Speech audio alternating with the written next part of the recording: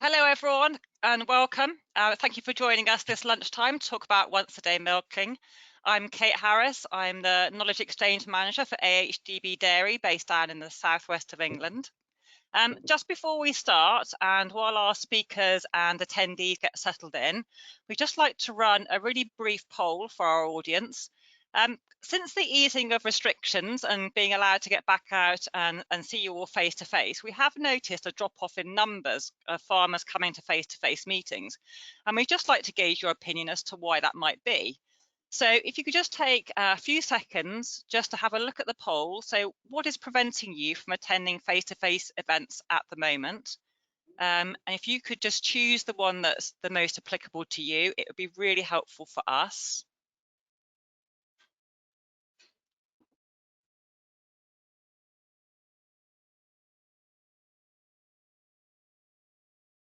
Just give it a few more seconds for everyone to cast their vote.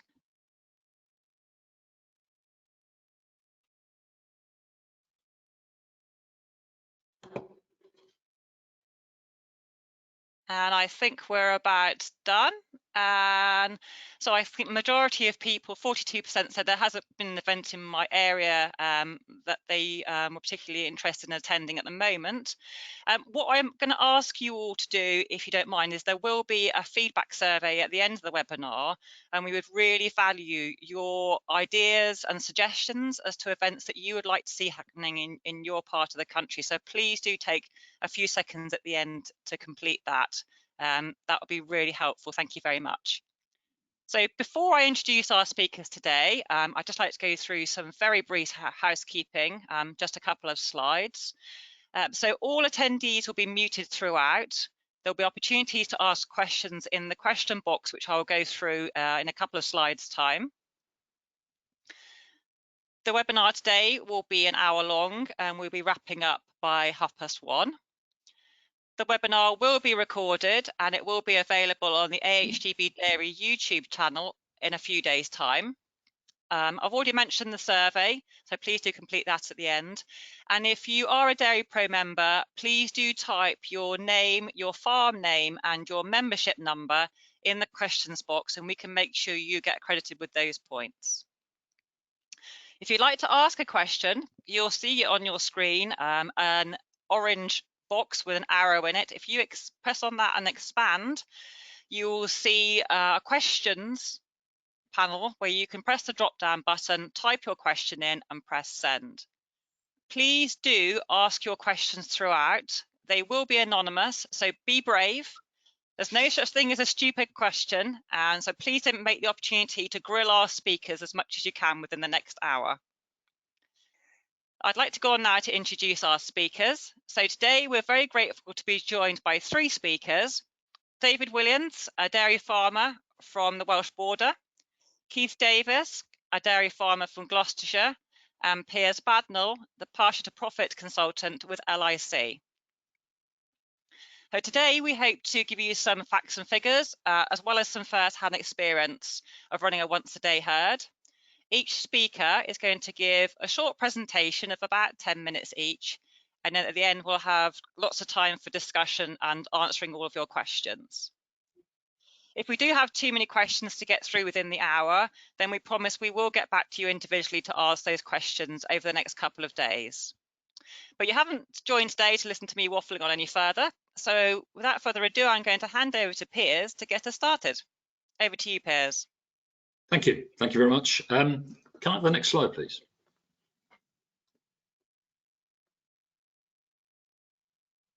Oh, there it is. Okay.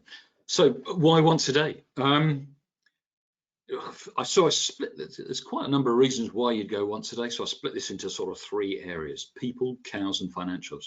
In terms of people, milking once a day is easier on people, and therefore I think it will help in work-life balance and attracting and retaining staff. And for those people I know that are once a day, they probably back me up on this. The other thing I think is actually milking twice a day is quite tough work, and I know a couple of people who are sole operators, and actually it's enabled them to actually carry on in their business and milking for an extra, one of them an extra 10 years, where I think, you know, if they hadn't gone once a day, they'd have probably sold up.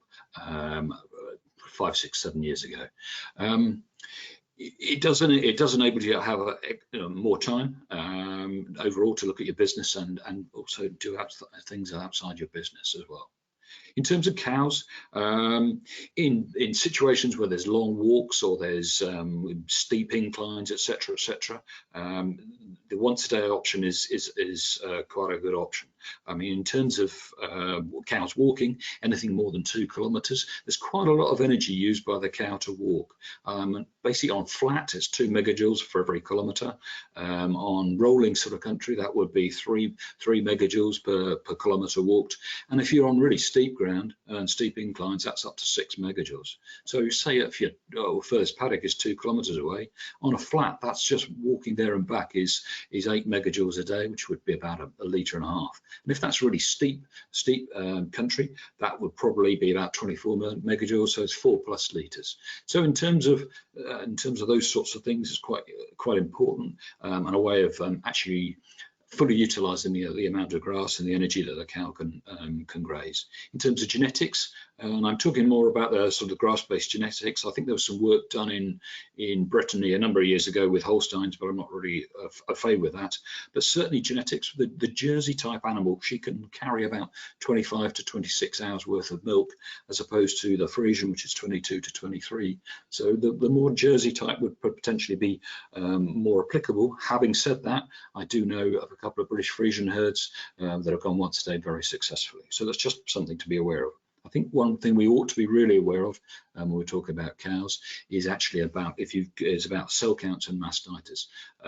If you have a problem with cell counts and mastitis, get those sorted before you go once a day. Going once a day will just compound those problems. So I think we need to get that sorted. Also on the screen, I put if you're having suboptimal fertility and not hitting KPIs, once a day just takes a bit of pressure off the cow, and therefore your fertility in KPIs should improve. But I think the bigger point there was actually dive into why those cows are not quite as fertile as they should be in the first place, and try and rectify that. In terms of financials, the key is grass quality and getting good amount of grass quantity and quality into that. Going once a day does give you an advantage of actually avoiding capital expenditure if you want to expand the herd, or your dairy infrastructure is of an age and you don't want to reinstate that or reinvest in that. Actually going once a day can stretch that further. But I think one of the biggest things on the financials is actually doing your budgets. Can your business take the year one hit on milk production? That's what we'll come onto that a little bit more. I want to put on the bottom there, Google switching to once a day milking decisions. There's some really good information out there on the web, and there's some really good examples of people, as well as the 2 extra speakers today. So next slide, please. I think so. I've titled it the financials, but actually I think the key fundamental on this is getting the cow to do the work. So if she's doing the work, if she's walking out, she's grazing, she's feeding herself, she's spreading over muck and manure, that is the key. And the other thing is, I would strongly urge doing budgets on dropping 20 to 30% in production year one. It should take 3 to 4 years to come back to somewhere near where you were on twice a day, but you really need to do those budgets. And if you came back to me and said, year one, my drop was 15%, I'll say great. And it's far better to do a budget at 30% loss in production, and actually it works out in the end of year one. The other thing, sensitivity analysis going with that. What if my milk price drops? What if it is actually 30% price yield drop, etc., etc.? The areas of savings you should be seeing savings in costs on labour, electricity, dairy expenses, vet and breeding, herd depreciation and machinery. All these things you should be seeing savings in, but you really need to go and look at that budget and see what other savings you can get.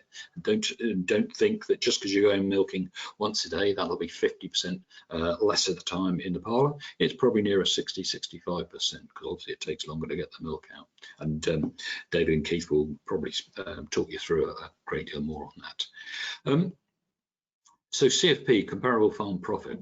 I've written 10p range of all systems. I think there definitely is from the data I've seen with while I've been with LIC and previously with AHDB and Milk Bench, that there's a greater difference in range in CFP within systems compared to between systems. But certainly on all systems, and I'm talking systems, I'm talking spring calving, maybe once a day spring calving, autumn calving, etc.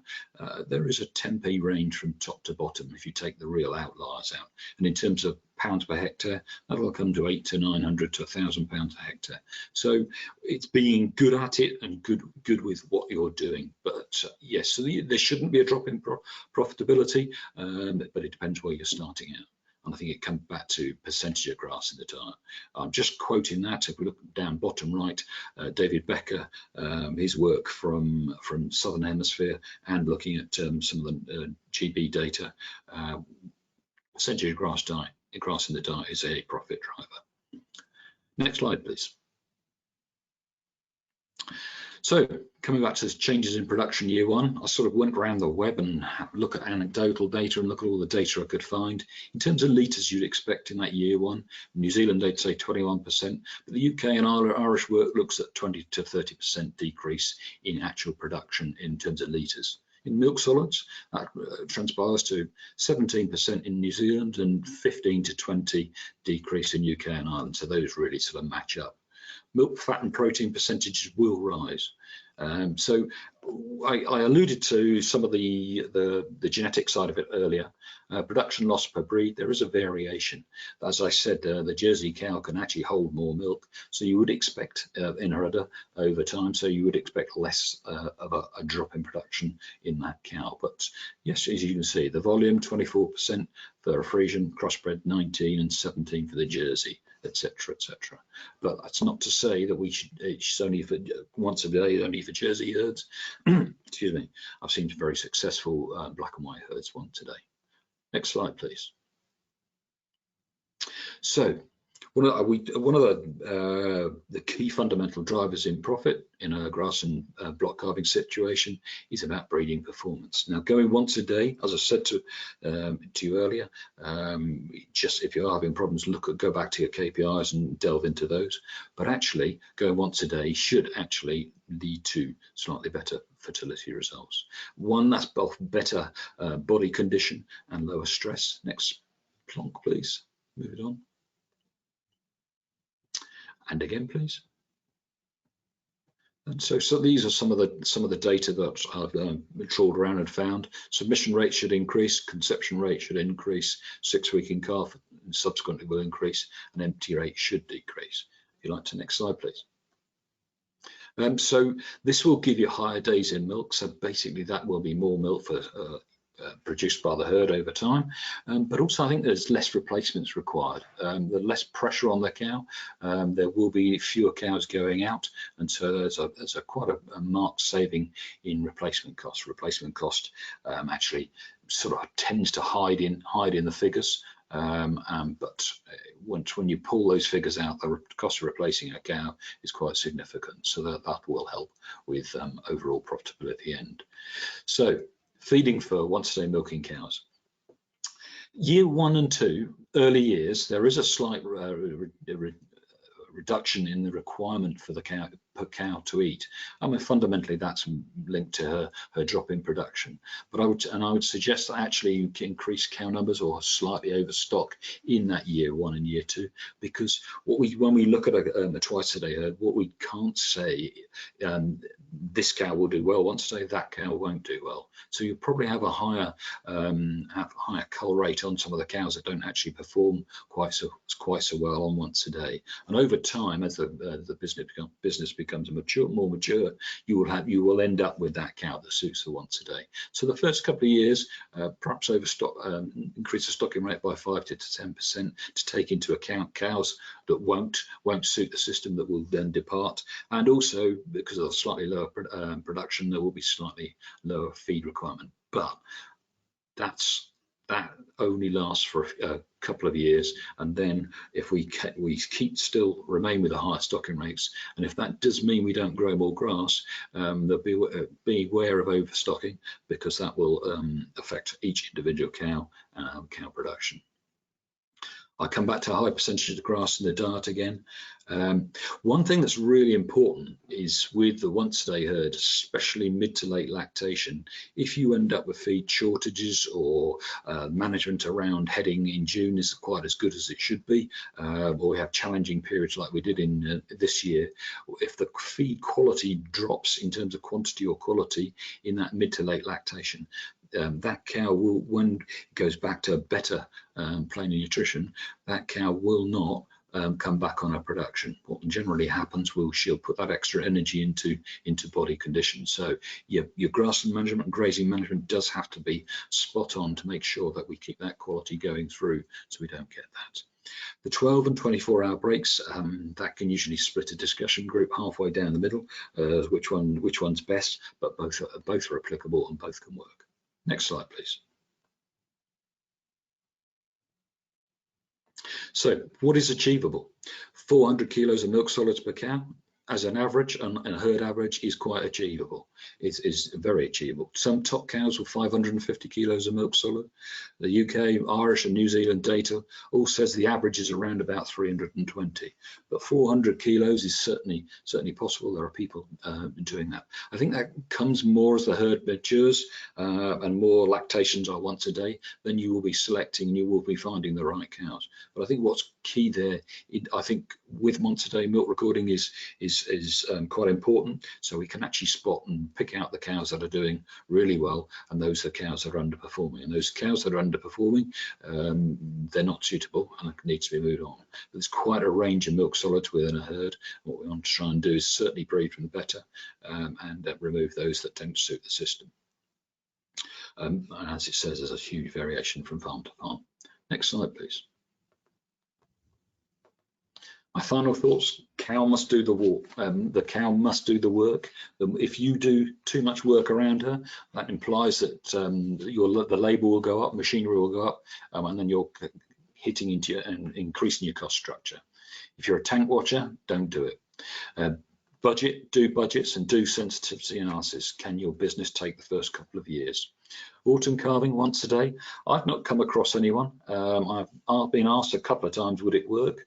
Theoretically, I suppose it would, but the autumn calving has slightly a higher cost structure, so that's probably the reason that we struggle to find it. That's my presentation. Thank you very much. Thank you very much, Piers. That's great. We have got a couple of questions come through, if you don't mind me asking those of you now before we move on to our next speaker. So someone has asked, in a housed system on once a day, do feet suffer if you're only able to then scrape out once a day? You have any experience of that? Not really, but just if the more slurry that's knocking around, the higher the pressure. It's about cost structure. I'm not to say that a house system that you couldn't do once a day, it couldn't work, but you've got to have extremely good cost control. And just by the fact that the cow is inside, she's sort of dragging a whole load of costs with her once she's inside. Brilliant, thank you. And another quick question for you. You talked a lot about fertility KPIs. What do you think realistically is, what's the sort of target and what is achievable? What would be really good performance look like in terms of fertility?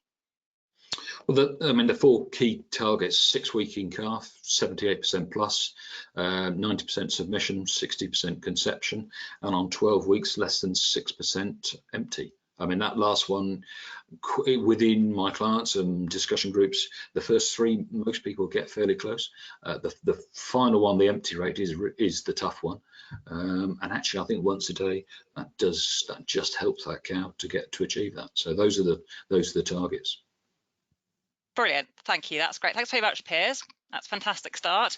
Now we're going to go over to David to do a short presentation about his experience of milking once a day, which he's been doing for several years now. So over to you, David. Yep, thank you very much. I will actually turn the camera off because there's quite a few slides, don't distract people.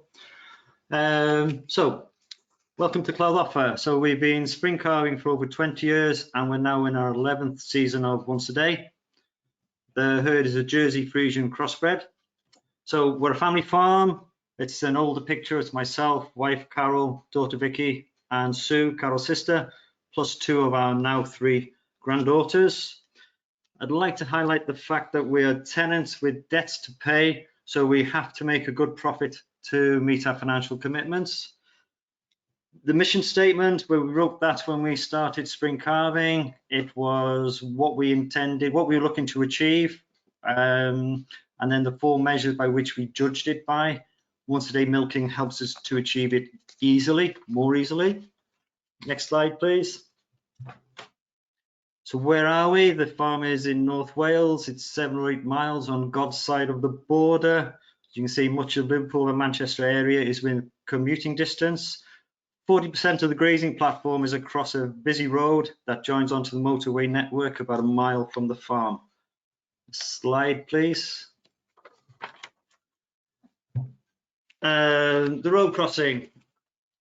As I said, the road gets very busy from about 7 AM and the traffic doesn't ease off until 9:30. In the afternoons, it would get busy from about 3 o'clock until 6:30 at night. So on twice a day, we were actually limited to about 6 hours from the end of morning milking before we had to get the cows back for the afternoon milking, simply because of the traffic on the road. As you can see, the granddaughters have grown a little bit. Can we have the next slide, please? So the farm, it's basic infrastructure. We've no feeders in the parlour. The only meal is fed is palm kernel, and that's fed in feed trailers on the yard. Open air cubicles. Yeah, that's very simple system, very basic. And move on now to OAD. Come to the next slide, please. Thank you. Why did we go once a day milking? Well, I turned 50 at the end of 2010, and is it time to go out of the parlour? So even though labour was available for milking, there was always the nagging thought that we would not be better off time-wise. We'd still have to be around to cross the cows over the road in an afternoon. Now, we're regular attendees to the Positive Farmers Conference in Ireland, and in January 2011, Matt Bowley gave a talk on his experience of once a day milking, and it totally persuaded us to give it a try. So we came back, we put it into practice that season, and we've never regretted it at all. Next slide, please. I have to say that it wasn't exactly a road to Damascus conversion. We were already milking once a day in February during calving, and at the end of the year, we'd go once a day in November or earlier if the weather and cow condition warranted it. We'd also discussed it within the discussion group. It's a topic that was quite relevant and it came up more than once. Key points, and I didn't know where to put this in the slide presentation. A solids contract is a must to be financially successful on once a day. And again, echoing Piers, highly recommend that you do milk recording. Next slide, please. I think we've gone backwards. So, first year experience. Now, at the time, the recommendations, we were told to expect a 17% drop in production. That's more or less in line with what Piers was saying, a bit better. The fact that the drop was much less, I would put down to the relatively short gap that we had between our milkings on twice a day. So we weren't performing as well as we could have on twice a day. Again, lower empty rates, reflecting what Piers said, and we culled a number of cows. The one thing that once a day milking does do is it identifies your passengers. They absolutely stand out like a sore thumb, and it's an easy decision to cull them.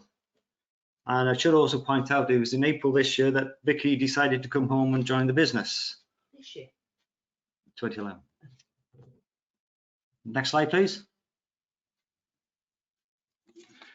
So herd performance. Sorry, lots of numbers. If you concentrate on the solids per hectare and the solids per cow, we had a drop from the last year twice a day to the first year once a day per cow of 4.5%. And now the average for the last 3 years, we've got that back up to the 380 kilos of milk solids, and we're also over 1,200 kilos of milk solids per hectare on the grazing platform. I would like to say that most of the people who've been milking once a day for a few years and have been able to apply some selection pressure are in this bracket level of production. In volume terms, kilos a cow, I use kilos, not litres, because that's how Arla pays us in kilos. We're not at the level of production of twice a day, but as we're penalised on volume through seasonality, I don't consider that an issue.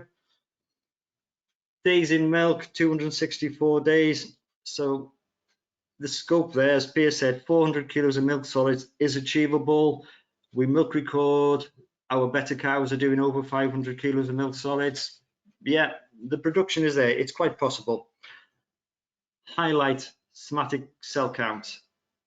We doubled in the first year of once a day, and it's never really gone down. Again, echoing Piers, if you have somatic cell count issues, solve them first before you go on to once a day. Next slide, please.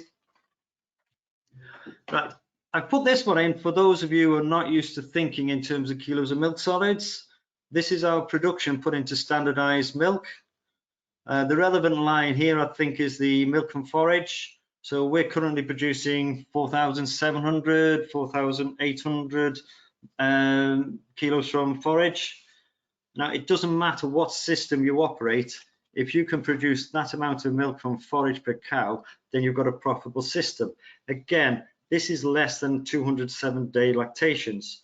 So if you've got the buildings, the infrastructure, and the inclination to milk longer, then 5,000 litres from forage milking once a day, what's not to like about achieving those sort of production figures? Next slide, please.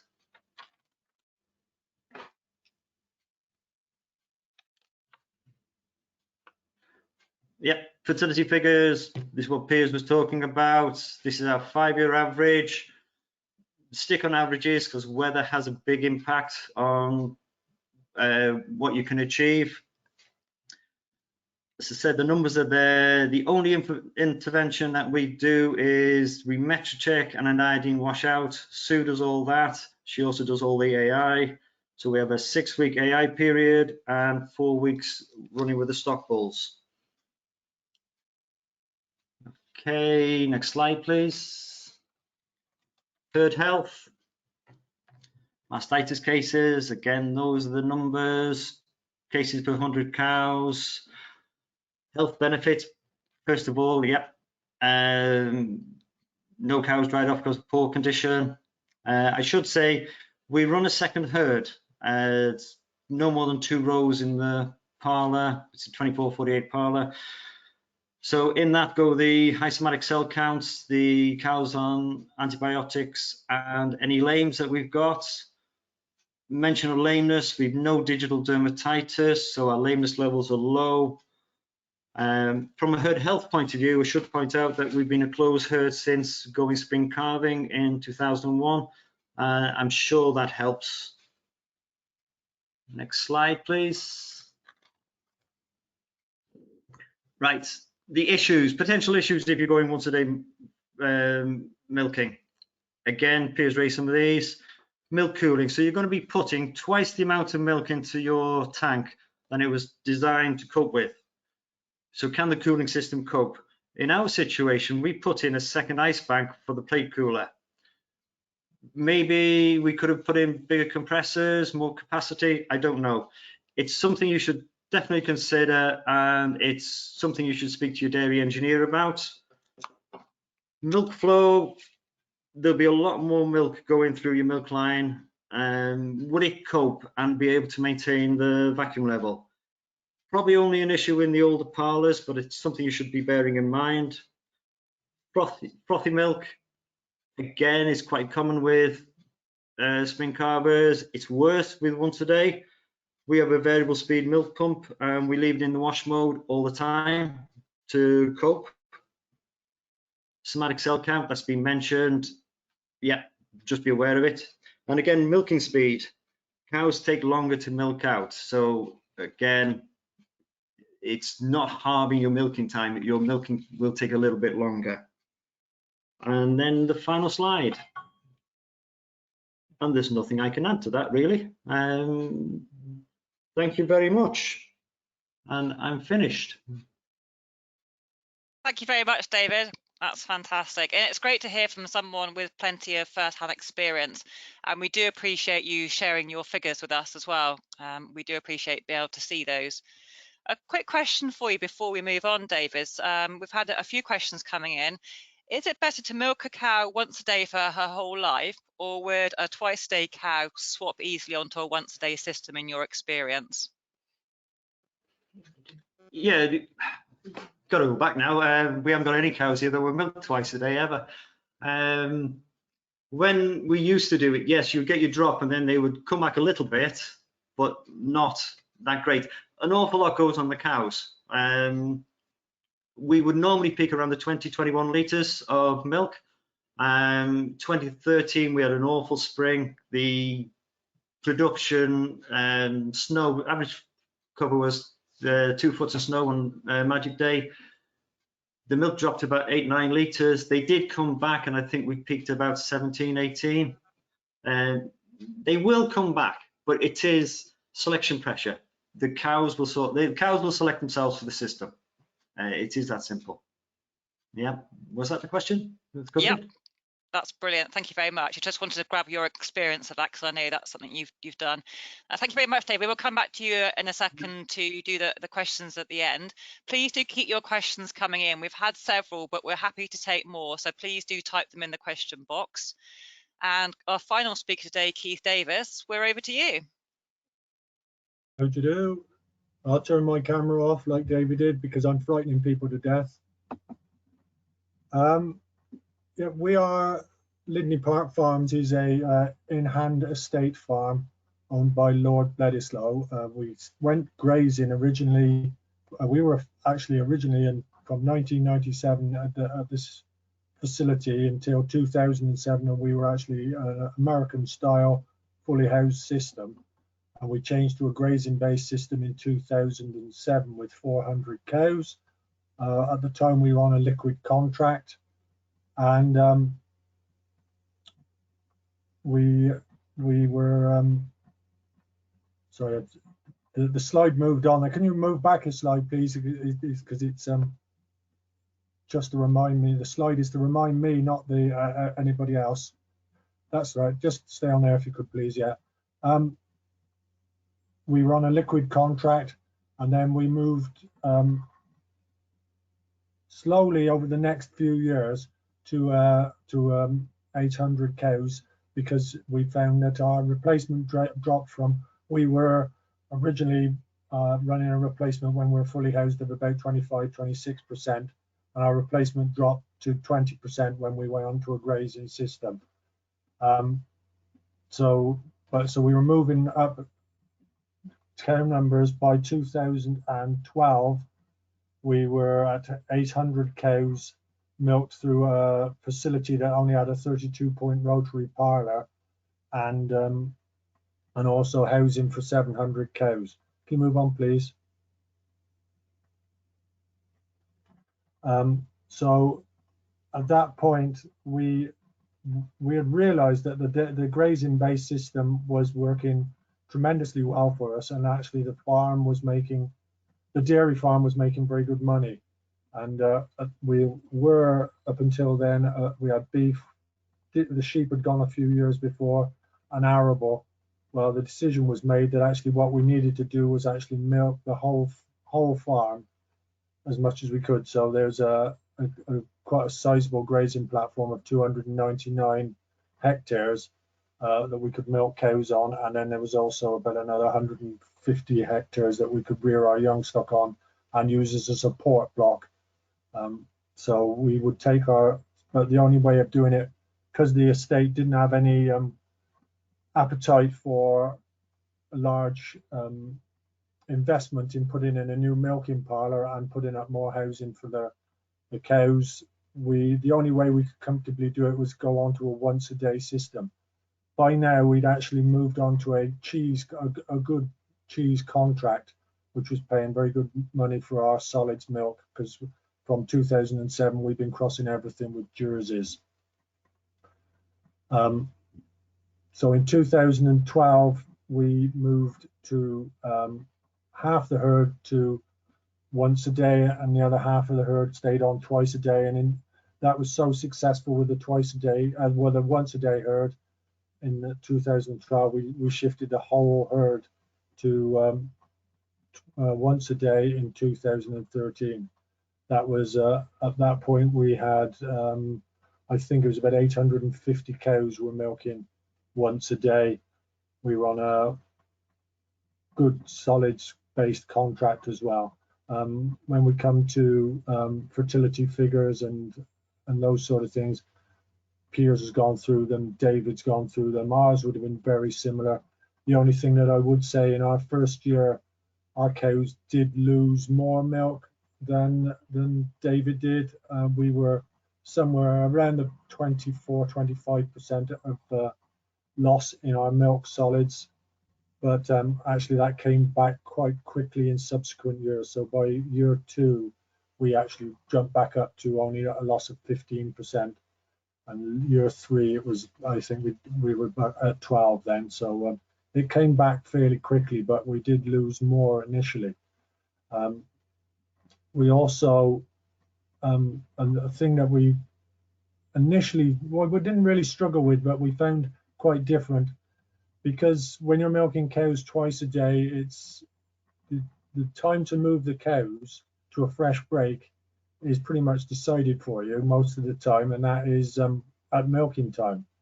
So, but if you're only milking cows once a day, the chances of them actually finishing their break or their allocation to that time are less. Well, I would say, fairly less. That you nearly ended up always moving the cows during the day without milking them. So that became, because we're an fully employed labor, and there's no in-hand family labor, sometimes it meant people coming back to work at 8-9 o'clock at night to move cows, just to get the break allocation correct, which can be awkward, but it is just something that you've got to be aware of. Next slide, please. So by 2016, 2017, we were up to 1,000 cows being milked once a day. To do that, we were doing quite a lot of outwintering. Well, a lot of outwintering, because we were having to outwinter 300 cows and all our young stock. And so it was becoming quite hard work. And then in 2016, our milk contract got changed, and we were put onto quite a harsh seasonality, but we had actually remained on the cheese contract. So although our milk price dropped a bit, it didn't drop to the point that you would actually say, well, these numbers don't add up anymore. But then in 2019, our milk contract was changed. So by the end of 2019, our milk contract was changed, and we were moved on to what is in effect a liquid contract. So at that point, we were always struggling then to make the numbers add up. We were lucky and actually got another milk contract, but it wasn't a particularly good solids contract. It was a solids contract, but it still wasn't as good as a good old-fashioned cheese solids contract. It just it had a certain amount of liquid contract built into it as well. So the milk price was dropping away. We were struggling with all the outwintering, because of the outwintering was causing us not to get the full potential of our grass production, because the fields that we outwintered on never came to much production until June or July. So therefore we were missing out on large amounts of forage production from that area. And also, as it was an in-hand estate, the estate also charged quite a sizable rent for the land. So we were going into was a perfect storm, that we had very large fixed costs. We didn't have a solids contract anymore, and also we were struggling to produce enough forage to feed our 1,000 cows. So we made the decision in 2020 to move back to milking 850 cows twice a day. But it was done very reluctantly, because we did like milking the cows once a day. It did work well, but my point really is, if everything isn't in place, if you haven't got that solids contract, if you aren't able to fully feed your cows with your own homegrown forage, and also you are sitting on a large fixed costs, the variable costs come down. They come down like everybody says they will do, but the fixed costs won't get moved. So so my point is, just make sure if you're going to go once a day, everything is in line, because you need everything in line. Okay, that's the end of my little talk. Thank you very much, Keith. That's fantastic, and good to hear from a different perspective as well, for someone who's tried it and decided that it just didn't work for you on your farm. If our panel members are all joined us again now, Jamie, if you're happy to stop sharing the presentation, that'd be great, because we've got lots of questions to get through. I'm going to come to our two farmer speakers first for a question for you both to answer. Is what concentrate levels do you feed during lactation?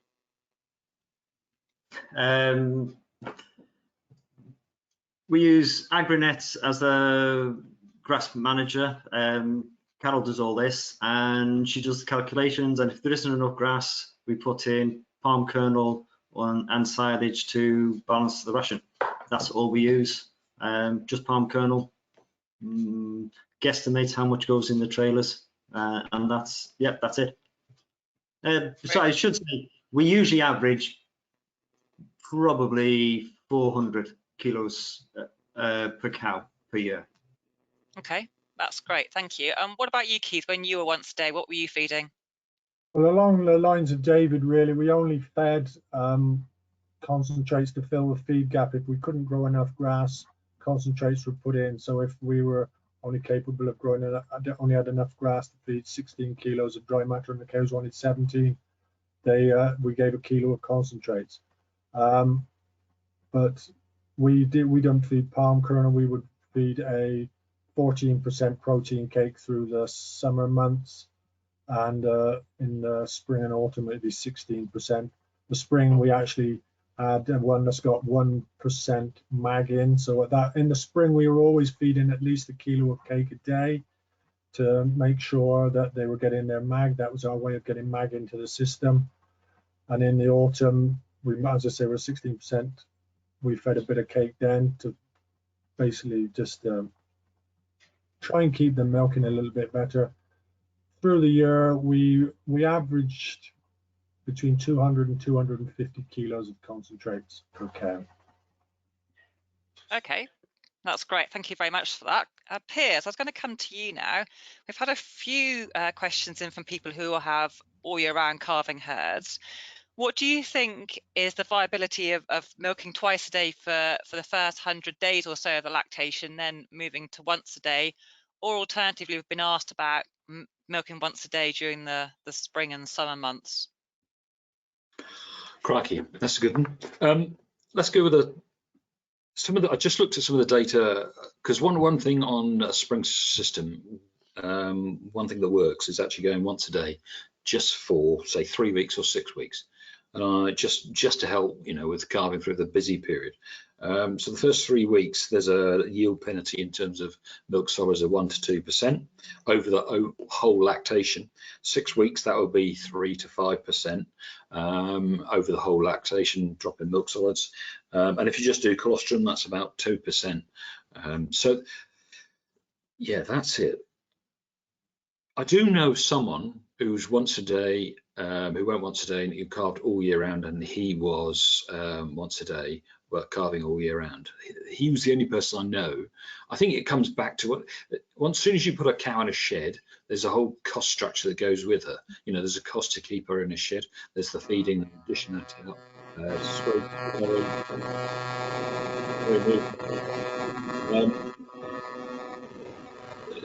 I'm not sure I can answer this, but I think you really have to do your numbers. If you go once a day later in lactation, you're going to take that drop every year.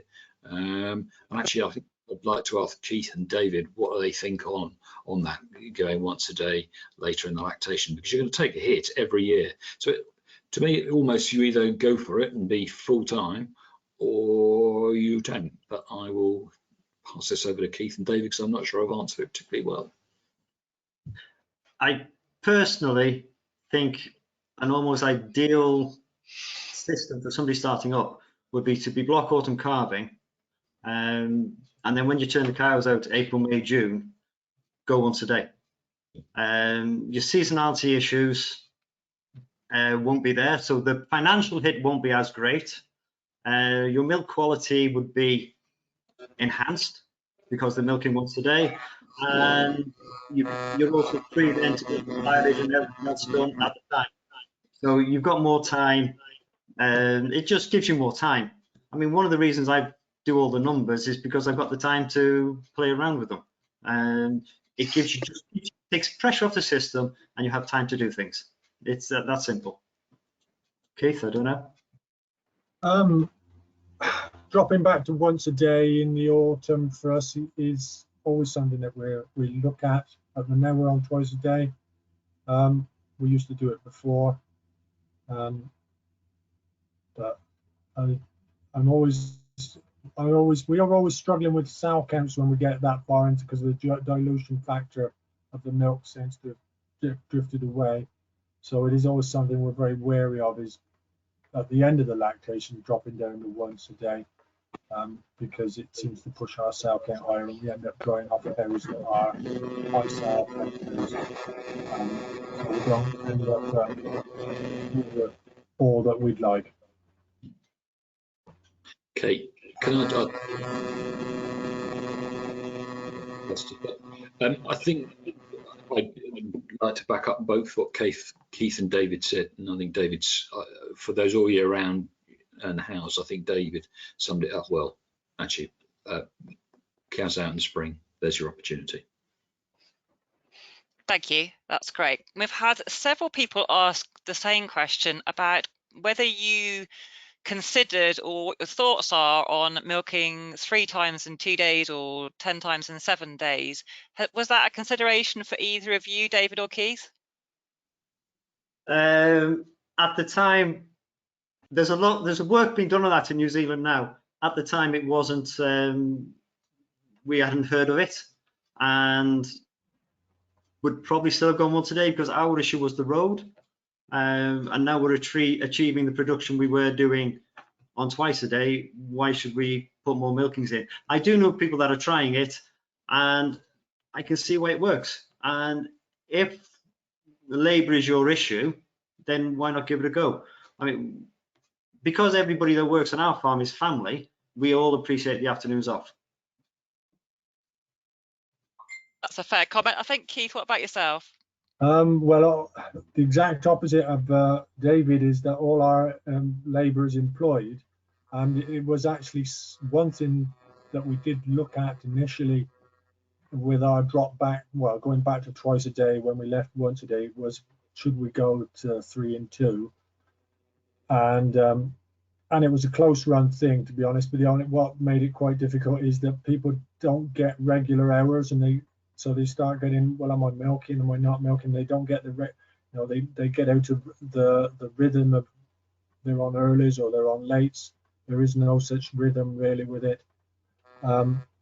My favorite one of them all, actually, and if we do, we might end up going down that road if we can work out the rota, which would be 10 in 7. So therefore milking twice a day on Mondays, Wednesdays and Fridays, and once a day on Tuesdays, Thursdays, Saturdays and Sundays, because I think with employed labour, weekends are valued massively by them. It's something that they see all their friends that don't work in the agricultural industry getting weekends off. So if they could have half days on weekends, or every Saturday off, or every other Saturday off, makes a huge amount of difference to them. So it's something that we would certainly look at, and we're still looking at, really. That might be where we finally end up.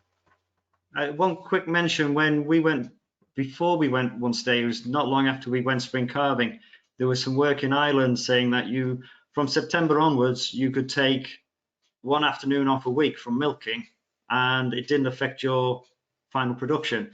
So from September onwards, I used to take Saturday afternoons off, and I went to play rugby for my local team local club social team. And yeah, great fun. Definitely recommend it. Until you try it, you don't know. And it is one of those things, you're not actually making a capital investment. If it doesn't work, you can go back afterwards. Very good points. Thank you. Okay, there's a chap called Brent Boyce who's a farm-wise consultant in New Zealand. He's doing quite a bit of work on the 10 and 7. One of the things he would say is that as long as the break is no more than 19 hours between the milkings, that's actually beyond milking 19 hours where actually start to hit the yield reduction. 19, less than 19 hours between milkings. And great, which that's useful. That's useful to know. Thanks for that, Piers.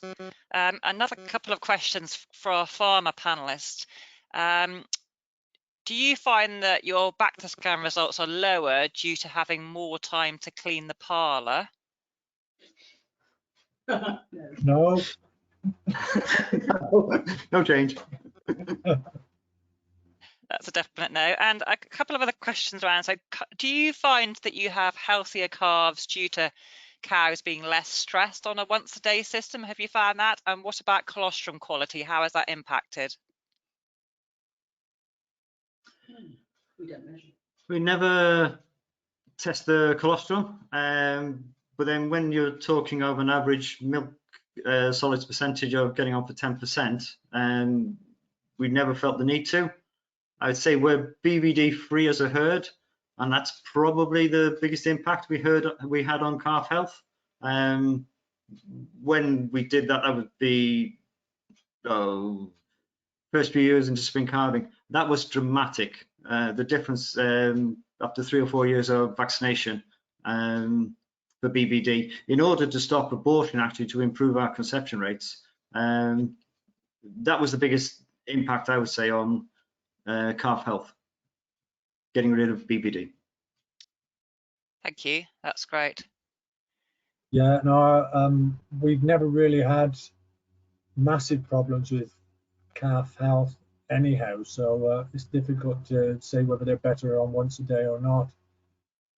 We do milk once a day for the first, even now we're twice a day, we milk once a day for the first month to 5 weeks, so as that we've got time to deal with the calves. So therefore, that's the important thing, is that you're giving the calves the attention that they need. So that's what we find is the most important bit. We make sure that all the calves do get colostrum. They get 2 doses of colostrum, and they all have their navels dipped, and all the right things. We are also BVD free, like David, which obviously would make a difference. But I think most of the difference comes by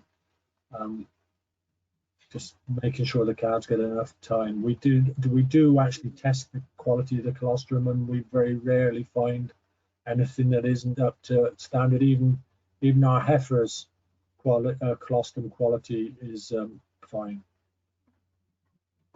Great, thank you. David, I'm going to come to you now. How often do you move your cows? So they have a fresh block once or twice a day? I know Keith talked about this briefly. Should really get Carol to talk about this, because she's the expert on that. It comes down to paddock size and those sorts of issues, and available. We try to avoid it. For one thing, you teach them bad habits. We've got a few footpaths, and if they expect to get moved in the afternoon and somebody walks on the footpath, they all go and follow them along the fence. We do when we have to, try to avoid it. That's the best thing I can say about that. Okay. Another quick question for you, mostly for you, David, I guess, is do you have a set milking time that you stick to throughout the lactation, or does it vary according to daylight? Because I know that you have to try and milk at that peak traffic time. More or less, we would aim to be cups on for 7 o'clock, which normally means we leave the house around 6:30. Sometimes if we're going somewhere, let's say it's the Royal Welsh Show Day or something, we'll start earlier as a special event. Otherwise not. You're quite right about the shortening days. What will happen on weekends? We would probably milk later in the next couple of months, so they can go across the road. The traffic isn't as bad, so we can cross them at 7:30, or yeah, probably 7:30 would be as late as it goes. We try not to. We get into a routine and try to stick to it. But yeah, be flexible. We were sticking to the start time was always the same. It was 5 o'clock in the morning. Because we were milking 1,000 cows to a 32-point rotary, that was taken until 2 o'clock in the afternoon. So if you didn't start at 5 o'clock, you ended up. So the person who, because the cows were split into 2 mobs of 500. The person who was milking the second mob wasn't. He would come in and do a few hours work before he milked, and then as soon as he finished milking, his day was done. So we like to organize it so as they could get a little bit more work doing cows feed, that sort of thing. So there was no point in starting, because you could say, well, why not start until 7 o'clock? But you didn't get anything done in the day. Thank you. That's great. And a final question, I'm gonna come to Piers for this one first. Is there's been a brief mention about replacement rates. What do you think our once-a-day herd should be aiming at in terms of replacement rate? One of the positives of going once a day, once it's all working, is actually once you've found the right cow and the passengers that don't suit are there, actually the pressure on the cow is less. So I would suggest beware you don't go too low, because you can end up with an older herd. Countless times of people I've dealt with who once a day end up with a lot of young stock, because actually they're finding it difficult to find the cow that, well, less cows choose themselves. So I would suggest in the normal realms, mid-teens to top teens, so 15 to 20%. That would, yes, that's where I would pitch it. But obviously 15%, you will age your herd. So yes. Yeah. I would echo that. A few years ago, we ended up with about 15% of the herd were 8th lactation and older, and it causes other problems. You end up with suddenly having a lot of culls in 1 year. You get staph aureus issues and those sort of things crop up. Yeah, keep moving them is what I would suggest. Yeah, and I'm always wary of restricting your genetic gain, because so therefore we always stay between 18 and 20%. You get the privilege of low empty rates, so you can be a lot more choosy on what you sell, but we deliberately would manipulate ours up to 18 to 20% just to make sure that we weren't losing out on genetic gain. Okay, thank you. And sorry, I'm just going to ask one very final question. I know we're very near to finishing time. Is Keith and David, your thought on milking heifers in a once-a-day system? We've got to milk them. They take the biggest hit on yield. Yeah, you've got to put them in, but don't expect any record outcomes in terms of production. Yeah, you've got to have them. The same, but if TB wasn't an issue, maybe an alternative idea is to find another local farmer to rent them to for the first year. That way you only get them as second calvers. Brilliant. Thank you very much. Thank you very much to all of you today for joining us on the panel. The hour seems to have flown by, but we've got a huge amount of information out, and I hope people listening have found it really useful. Just a couple of things for me before we finish off. If you're a Dairy Pro member, don't forget to put your details in the question box and we can get you registered. Please do sign up to our email list of forthcoming events so that you know what's going on and you don't miss out on anything. Don't forget you can watch this back as a webinar back on our AHDB Dairy YouTube channel, or mention that to people who've missed out today perhaps. We have lots of tools and resources and recordings of previous webinars on our website, and there's the web address for you to go to. And please, if you are on social media, do follow us on Facebook or Twitter. And that just leaves me to say a huge thank you for your time today. A massive thank you to David, Keith and Piers for giving up their lunchtime to come and talk to us. I would really appreciate it. And please do fill in the feedback survey at the end. We really do appreciate your comments so that we can provide a better service to you in the future. Thank you very much for joining and enjoy the rest of your day. Thank you. Cheers.